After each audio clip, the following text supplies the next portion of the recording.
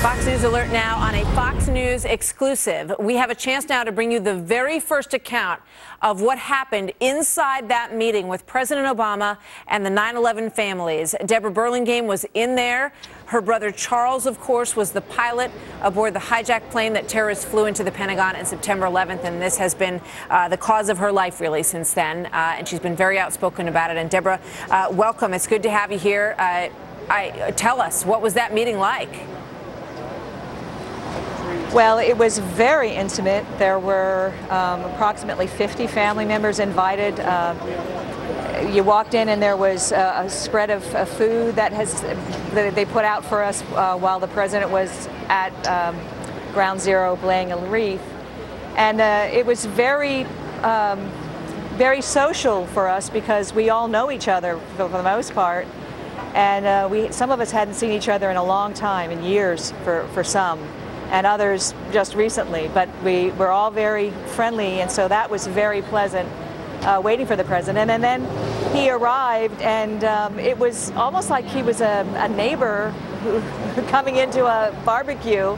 Hi, everybody. I mean, there was no pomp, no ceremony, extremely informal.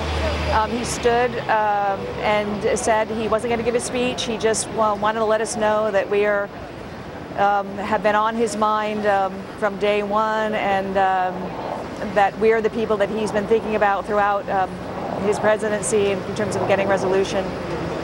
And that was all he was going to say. Now he wanted to just go around the room and visit with family members individually. They had set up tables, and they had an empty seat at every table with a reserved spot on it for him to sit down.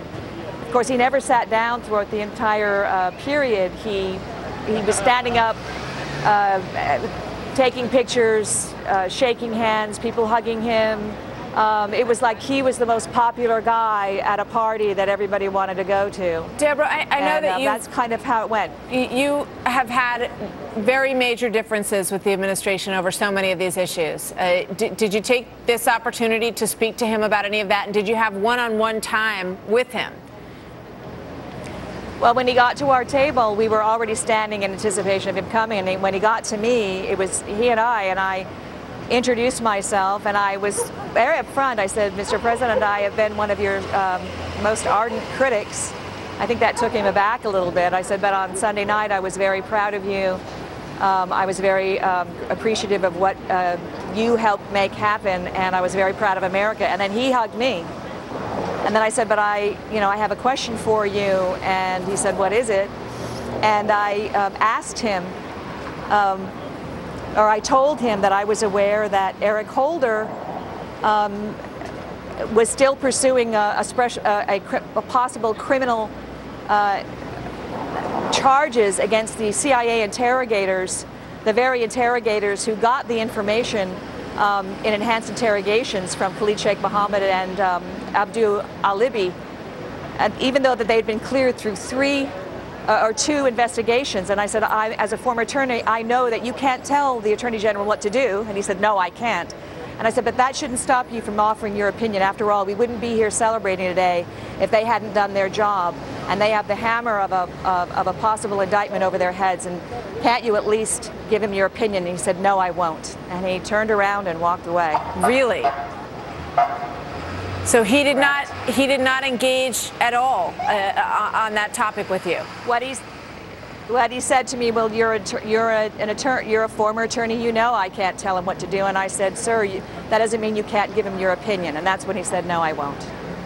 That is fascinating, Deborah. I think everybody feels, I can't say everybody feels. I think when you look at this story of these prosecutions, of these CIA officials who carried out these interrogations, to think that the president has no say over that matter, or whether or not those charges would be dropped, or is not willing to discuss it with Eric Holder. I think a lot of people might take issue with that, and I'm asking you, do you believe that that's the case? Do you believe that he's not involved in that at all? No. No, I don't believe he's not involved with that at all. And while it's true, technically, he's not supposed to direct the Attorney General. The Attorney General, his client isn't the president. His client is us, you and me, the American people. And the president isn't supposed to interfere in investigations. But let's let's be real here. That doesn't mean he can't say to Eric Holder, this is my opinion on this, and he can't. He's a citizen just like the rest of us. There's nothing to stop him from giving his Attorney General his opinion. And in fact, members of Congress have told me that the Khalid Sheikh Mohammed decision was absolutely Obama was calling the shots on that, and that Eric Holder was along for the ride. But the president, can use the Attorney General to distance himself from some of the harder decisions. But I don't think that that's what's happening here. I think that, or I don't know that's what's happening here, but I do believe that this prosecution, or the potential prosecution, and the special prosecutor, this is no longer about actually prosecuting people. It's about appeasing the hard left, who is obsessed with the whole torture narrative. And I believe that there's not going to be any prosecution. Certainly not now that we know that they were instrumental in bringing down bin Laden, or at least a part of the, quote, mosaic. I think that they're just leaving it out there, and meanwhile these families have this hammer over their head, these CIA guys. I hear what you're saying, and we spoke about this a little bit earlier. The question, to drop the whole thing right now, for Eric Holder to come out and drop this whole thing right now against these CIA operatives, it would almost be too obvious, that there had been some kind of realization, perhaps, that the work that they did may have contributed, as Eric Holder has said, to this mosaic of intelligence that eventually led to this incredible moment when Osama bin Laden was actually killed. So, what do you think the game plan is now? Because you have followed all of this so closely. Do they just sort of let it wither, let it live out there for a while longer until there's the right moment to pull the plug on this thing, while these CIA families wait, and as you say, they have a hammer over their head? Well, I think that there is a great deal of interest in exactly how this happened and went down. And of course, they're not going to give the operational details, and they're not going to want to get into some of the intelligence, which is still fertile and they can use. But we're talking about something that happened years ago.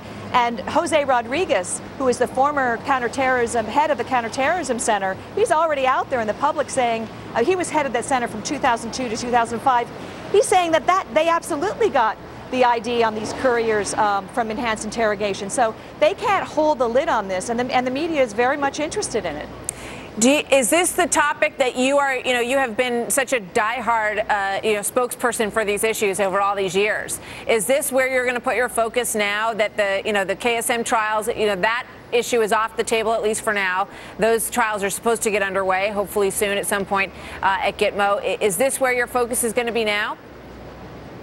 Well, it's one, because there are a lot of problems. We just found out last week, or the last couple of weeks, that a career, what we think is a career lawyer inside the National Security Division, has gone public, or at least he's not, or she is not letting us know what her name is, but Patrick Poole, the reporter at Pajamas Media, reported that Eric Holder quashed prosecution last May, an indictment that the U.S. Attorney in Dallas wanted to bring against CARE officials and other officials of some of the unindicted co-conspirators in the Holy Land Foundation trial. I'm interested in this, Martha. I know you are, Deborah. Not because I'm, going around, with the cloak, trying to, like a truth commission. This affects our national security going forward. And one of the Obama administration officials in that meeting just now, when I mentioned this to him, he said, "Oh, but we're not looking back." And I said, Eric Holder is looking back. Right. And this is very important, because Deborah, when you do this to CIA case officers, you affect what they are willing to do going forward. We're just to make about them to get risk cut averse. off. Deborah, thank you so much. It's good to have you with us today. We really appreciate it. We will be right back with more.